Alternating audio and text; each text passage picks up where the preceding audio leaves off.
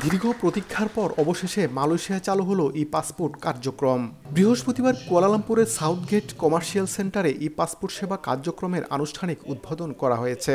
মালয়েশিয়ায় নিযুক্ত বাংলাদেশের হাইকমিশনার মোহাম্মদ শামীম আহসানের সভাপতিত্বে প্রধান অতিথি ছিলেন স্বরাষ্ট্র মন্ত্রণালয়ের সচিব আবদুল্লাহ আল মাসুদ চৌধুরী এবং বিশেষ অতিথি ছিলেন ই পাসপোর্ট প্রকল্প পরিচালক ব্রিগেডিয়ার জেনারেল মোহাম্মদ নুরুস সালাম।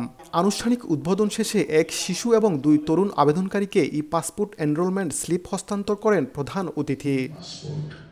এদিন 44তম ই পাসপোর্ট সেবাসহ প্রবাসীদের কল্যাণে সরকারের বিভিন্ন কার্যক্রম সম্পর্কে প্রবাসীদের অবহিত করেন অতিথিরা। আমাদের সরকার একটা সিদ্ধান্ত নিয়েছে, আপনাকে এনআইডি অনুযায়ী আপনি পাসপোর্ট পাবেন, অর্থাৎ আপনার এনআইডির সাথে আপনার নাম এবং বয়সের কোনো পরিবর্তন হতে পারবে না। ই পাসপোর্ট উদ্বোধন অনুষ্ঠানে রাষ্ট্রদূত ডিজিটাল বাংলাদেশ বিনির্মাণে এবং প্রবাসী বাংলাদেশি সহ সব নাগরিকের জন্য ডিজিটাল সেবা নিশ্চিত করায় প্রধানমন্ত্রী শেখ হাসিনার নেতৃত্বের প্রশংসা করেন। 1, 2, 3 ঢাকায় জমি জিতে নিন 100% ক্যাশব্যাক সহ 20 কোটি টাকার পুরস্কার। শতভাগ স্বচ্ছতার মধ্য দিয়ে সেবাটি আপনাদের কাছে যেন দিতে পারে, সেক্ষেত্রে আপনাদেরও সহযোগিতা, বুদ্ধি, পরামর্শের ক্ষেত্রে আমি সবসময় আপনাদেরকে স্বাগত জানাই। ই পাসপোর্ট সেবা চালু হওয়ায় সন্তোষ প্রকাশ করেন মালয়েশিয়ায় বসবাসকারী প্রবাসীরা।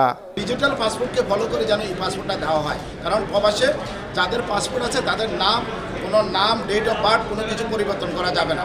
আগে আমরা অনেক দেখা গেছে এজেন্টের কাছে ঘুরতে গাড়তে হইতো 1 মাস 2 মাস 3 মাস সময় লাগতো, এখন দেখা গেছে দ্রুত পাওয়া যাবে। 2-5 বছরের ভিতরে করতে পারেন, 10 বছরের জন্য একবারে পাইতেছি। আমাদের পক্ষ থেকে, প্রবাসীদের পক্ষ থেকে, প্রধানমন্ত্রীকে আমাদের পক্ষ থেকে অসংখ্য ধন্যবাদ। বাংলাদেশে জাতীয় পরিচয়পত্রের সংশোধনের সুযোগ থাকলেও মালয়েশিয়ায় নেই সেই সুযোগটি।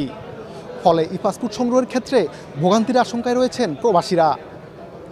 ই পাসপোর্টের পাশাপাশি জাতীয় পরিচয়পত্রের সেবাও দূতাবাস থেকে দ্রুত চালুর দাবি জানান প্রবাসী বাংলাদেশিরা। মালয়েশিয়ার কুয়ালালামপুর থেকে মোহাম্মদ আব্দুল কাদের, সময় সংবাদ।